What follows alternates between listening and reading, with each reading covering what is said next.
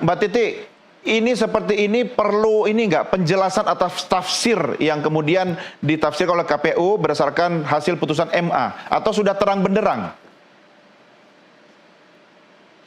Iya, Mas Don, ini agak berbeda memang antara putusan Mahkamah Agung dengan putusan Mahkamah Konstitusi nomor 90. Putusan Mahkamah Konstitusi nomor 90 itu spesifik ya, menyebut keberlakuannya untuk 2024. Itu Ya. ditegaskan bukan hanya di putusan 90, tapi juga putusan 141 tahun 2023 yang menegaskan kembali perubahan soal usia itu, kata Mahkamah Konstitusi, open legal policy. Tapi putusan 90 itu tetap berlaku untuk 2024. Nah, itu di putusan MK.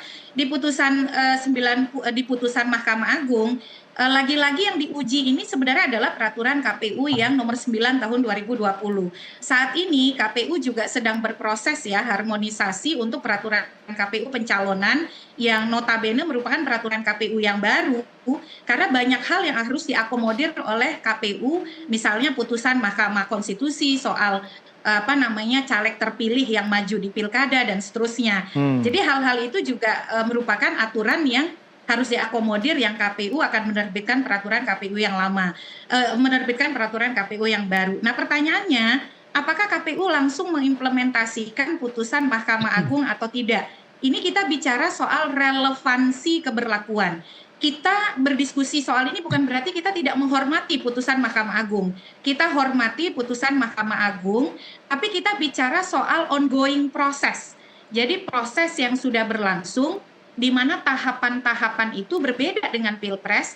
Di Pilkada itu ada jalur perseorangan. Kalau Pilpres kan pengumuman, lalu menerima pendaftaran, semua bersamaan.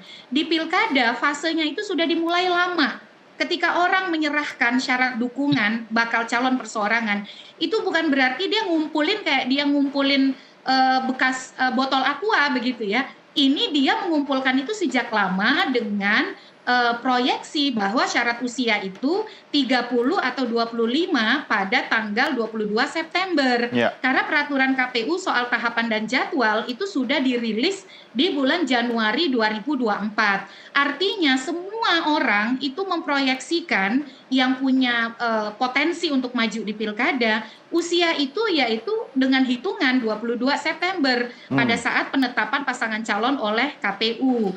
Nah, apabila kemudian putusan Mahkamah Agung ini diimplementasikan, maka dia akan berbenturan dengan prinsip penyelenggaraan dan asas pilkada yang lain, soal kepastian hukum, soal keadilan, profesionalitas, dan lain sebagainya. Dan yang berbahaya adalah kalau misalnya dipaksa di 2024, dia akan merekonstruksi tahapan yang bisa-bisa itu berdampak pada pergeseran hari pemungutan suara. Ya. Sementara ada putusan Mahkamah Konstitusi yang menyatakan pilkada itu harus tetap November. Itu putusan nomor 12 tahun 2024. Oke. Jadi bagi saya sih, tanpa kemudian kita harus membangkangi putusan Mahkamah Agung, kita tetap hormati. Ini soal relevansi penerapan begitu, sehingga dia tetap bisa diadopsi, tetapi kemudian penerapannya tidak di pilkada 2024. Itu yang pertama. Yang kedua, Mas Don, penerapannya bisa jadi tidak di 2024 kalau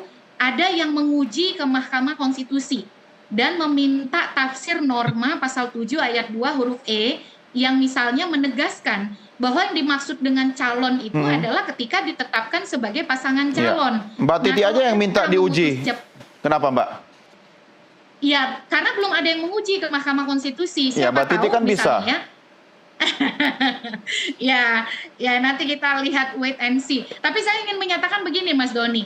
Ini kan Mahkamah Agung sebenarnya agak unik ya. Jadi Mahkamah Agung itu mengakui KPU memang punya open legal policy, kewenangan untuk mengatur lebih lanjut.